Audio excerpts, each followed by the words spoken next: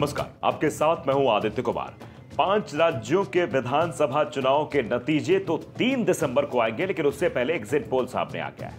वैसे इससे पहले हमने सट्टा बाजार क्या कह रहा था वो भी बताया था, और जो एग्जिट पोल निकल कर सामने आ गए हैं वो दरअसल इशारा कर रहे हैं कि भारतीय जनता पार्टी के नेताओं को अब परेशान होना पड़ जाएगा, क्योंकि 3 दिसंबर से पहले जो बेचैनी उनके अंदर थी वो बेचैनी और बढ़ गई है इस एग्जिट पोल के आने के बाद। एग्जिट पोल के नतीजों में भारतीय जनता पार्टी का सुपड़ा पूरी तरीके से साफ हो रहा है, यानी मोदी मैजिक कहीं भी काम नहीं आया है।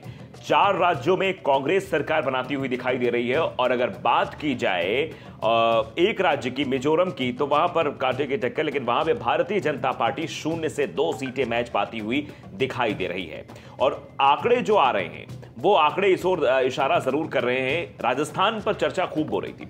राजस्थान को लग रहा था कि राजस्थान में इस बार सरकार बदलेगी, मतलब वहां रिवाज 25 सालों से चला आ रहा, वो रिवाज काम करेगा, और कई सारी बातें हो रही थी। वसुंधरा राजे को लेकर चर्चा हो रही थी, तो वहां भी India Today my axis India का जो सर्वे है वो इशारा कर रहा है कि वहां पर 86 से 106 सीटें जो है वो कांग्रेस के खाते में जा रही हैं, यानी कांग्रेस वहां बहुमत का आंकड़ा जो 100 का है वो छूती हुई नजर आ रही है। तो और भी कई सर्वे हैं जो अलग अलग तरीके की बातें कर रहे हैं।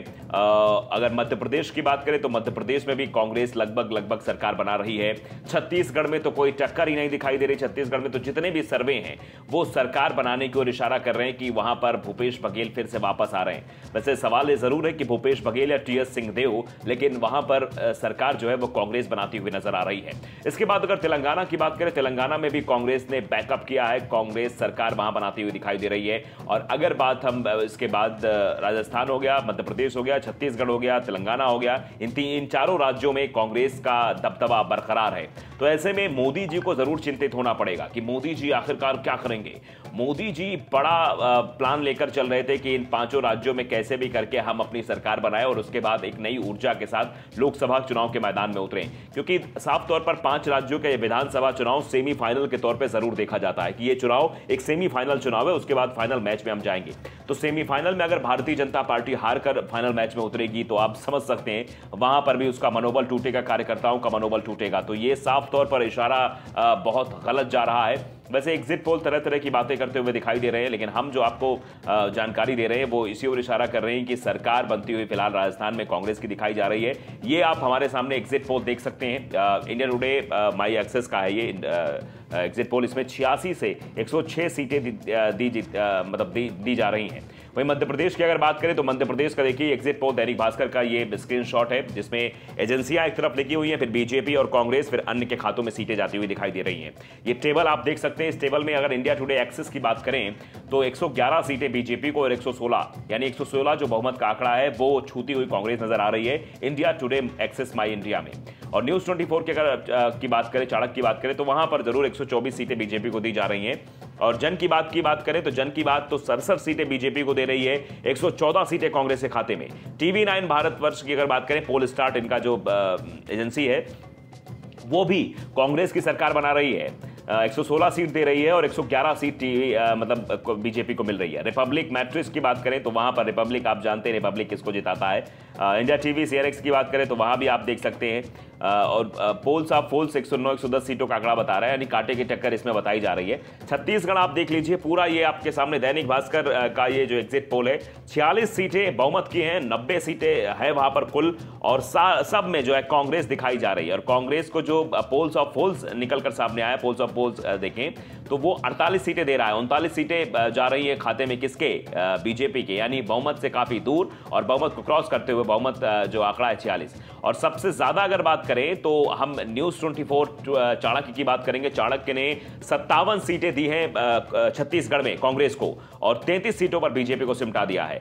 उसके बाद तेलंगाना के एग्जिट पोल की भी बात करेंगे। तेलंगाना का एग्जिट पोल, जन की बात का जो एग्जिट पोल आया है वो बीजेपी को महज 7 से 13 सीटें, कांग्रेस को 48 से 64 सीटें, माफ कीजिएगा 60 बहुमत का आंकड़ा यहां भी कांग्रेस क्रॉस कर रही है जन की बात के उसमें, और बीआरएस को 40 से 55 सीटें मिलती हुई दिखाई दे रही है। वहीं अन्य के खाते में 4 से 7 सीटें हैं।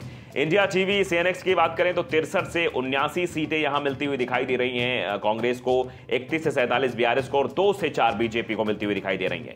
टीवी 9 भारतवर्ष की बात करें, टीवी 9 भारतवर्ष ने 49 से 59 सीटें दी हैं, यानी यहां भी लगभग बहुमत के एक करीब है, और 48 से 58 सीटें बीआरएस को दी जा रही हैं, यानी इसमें कांटे की टक्कर जरूर दिखाई जा रही है, लेकिन बहुमत के करीब कांग्रेस दिखाई दे रही है।